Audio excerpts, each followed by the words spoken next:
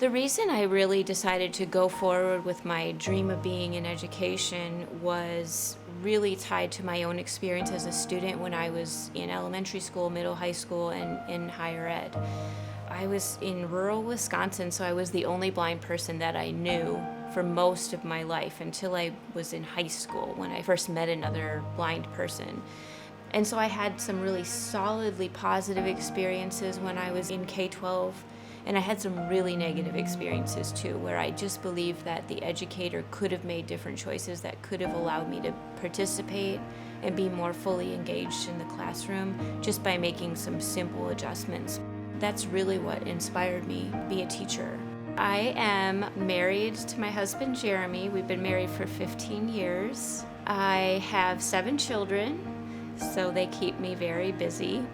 I came by this position in a really strange way because I was at a job fair. The woman behind the desk asked me what I wanted to do or what my skill set was, and I'm like, well, I'm in education and I care a lot about working with marginalized populations. She's like, oh, I have the job for you. And she told me that it was this coordinator position for the TRIO Student Support Services program, and I'm like, oh, that's interesting. I was part of the TRIO Student Support Services program when I was in college, and it probably was part of why I graduated. And so she's like, oh my gosh, you need to apply. And so I came to this place, and I found Methodists to be extremely welcoming. Being a visually impaired individual in the workplace can be really stressful because you never know what they're really thinking, or sometimes it might be really scary to ask for accommodations or to be a minority in a place where mostly you're surrounded by individuals who are fully sighted. Breaking into a job that has never had a blind person do it in a company that never had a blind person there is strenuous, and it's hard to do. And when you're the first to do it, you're under a microscope. So she needed the training so that she could be the best she could be. I met with Doug, and he really got me really solid on the iPhone. Last year at this time I had no sight at all, and I know I wouldn't have been able to get through that period as independently as I did had it not been for Doug and his knowledge about the iPhone. And then I met with Mickey, and he really helped me understand how to more effectively use my MacBook.